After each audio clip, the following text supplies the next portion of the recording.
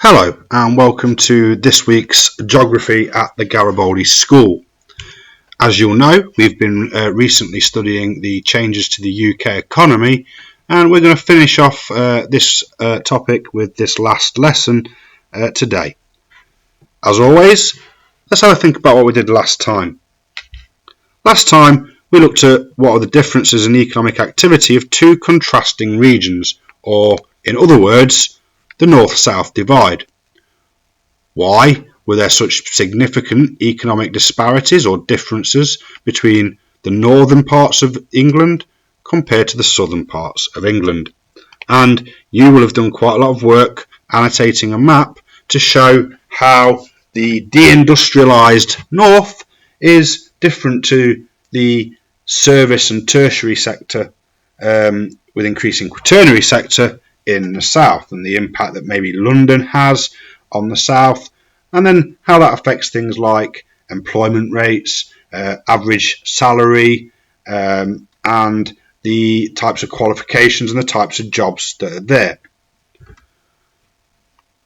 A brief summary of that is shown here. You can see the issues are the decline of heavy industry, whereas the post-industrial economy has benefited the south, and we see how it starts to link into previous learning. We can see that wages are generally lower in the north, and for example 40% lower in Huddersfield than London in 2014. This then has an impact on things like health, so life expectancies are shorter, has an impact on things like education results, GCSE results generally better in the south, and we can link this to previous learning we've done on issues like deprivation. So the north suffers clearly from higher levels of deprivation to the south. There are a range of strategies that you should have looked at as well. One was devolving more powers. This is where Scotland, Wales and Northern Ireland have got their own governments. It allows them to use money on schemes that they think will benefit their economy. This could be creating enterprise zones, as in number 2, or regeneration projects, investing in the local area so that we get the positive multiplier effect moving. Number 2 was that creating enterprise zones. These are effectively things like areas where there's reduced taxes or simpler planning rules, or there's financial incentives to try and attract big companies and business into an area. And the example there was Nissan in Sunderland.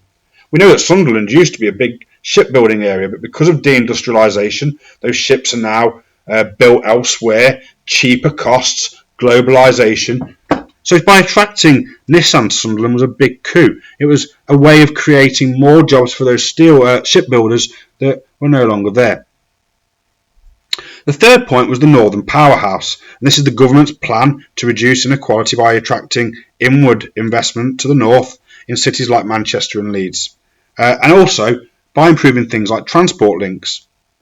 Now you'll need this information today at the end of the lesson. It links nicely into what we're going to look at today. And what we're going to look at today is a fourth way in which we can sometimes try and narrow this gap between the north and the south. How are the UK government investing in transport infrastructure? How does this affect the UK economy? Is it a positive? Is it a negative? So to start with, I'm just going to show you a very brief video. See what you know about this already. Great Britain invented the railways. In 1825, the first public railway opened between Stockton and Darlington.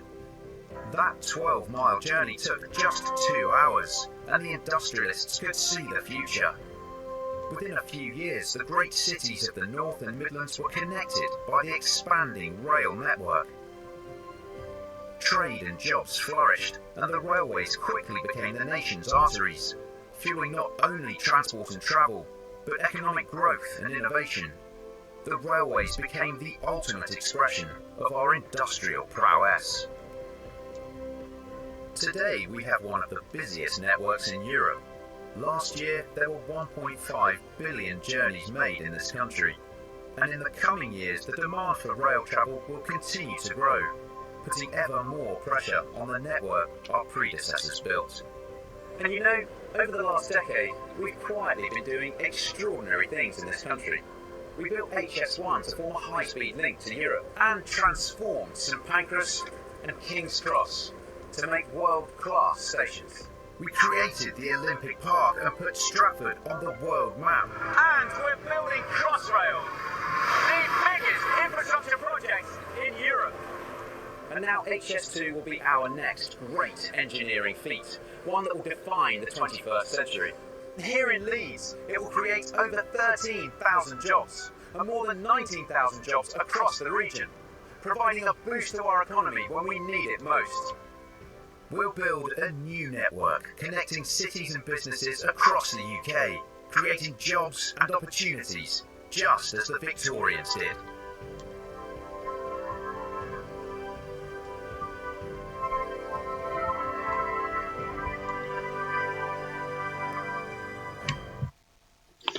So you may have seen HS2 before. HS1 connects London to Europe, and HS2 is High Speed Rail 2.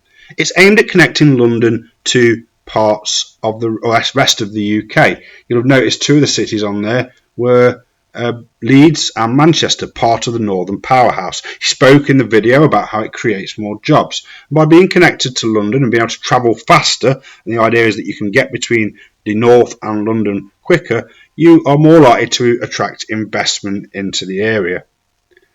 Transport's vital to the UK economy. It involves the movement of people, goods and services, so improvements in it enable the economy to grow and develop.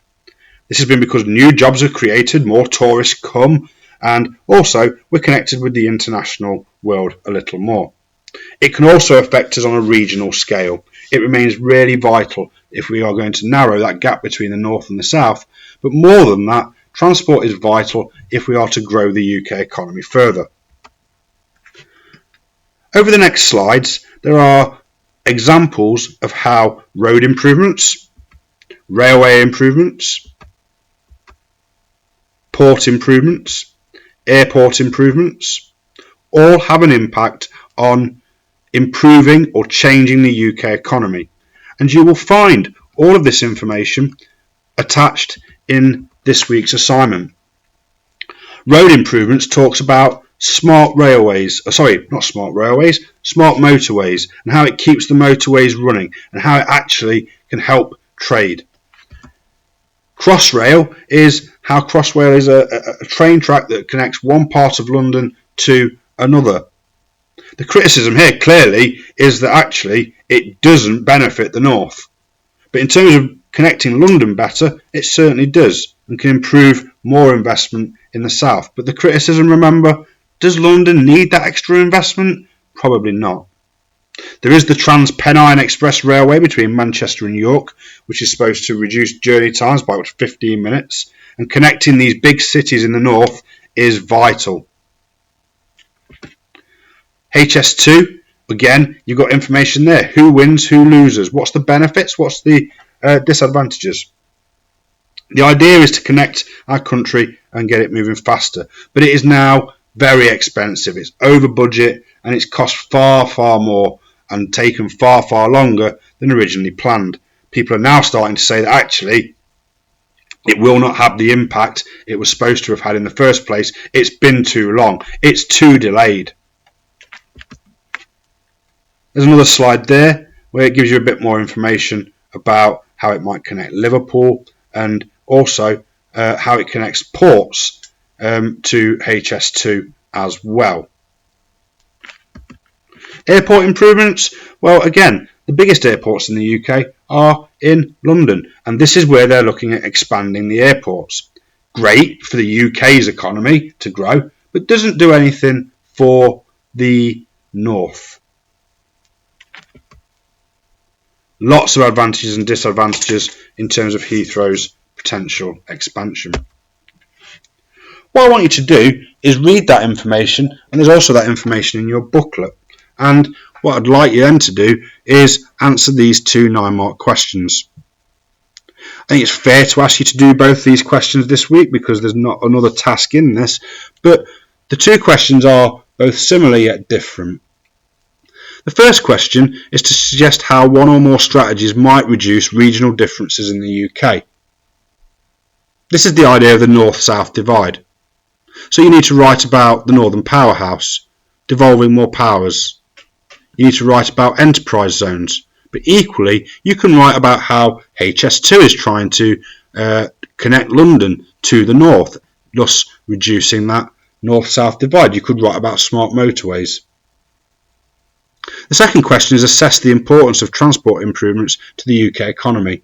And again, here it's all about transport. So you need to write about at least 3 of the 4. You need to write about 3 of airports, roads, ports, or rail. You need to write about specific examples. So if you're doing rail, for example, you should write about Crossrail and you should write about HS2. For airports, it's Heathrow. But remember, that idea about it only benefits the south. Projects that are specifically down in the south. Have a good go at the 2 9-mark questions. There are 2 D2 style questions. And then, that is the end of this topic. With all the work that you've done through lockdown, what we'd like you to do is have that available if and when we're back in September. Hopefully we are. I'd like you to bring that work back so that we can use it in the classroom and build on your learning. As ever, any questions, please get in touch with your class teacher. And if not, work hard and really do take good care of yourselves.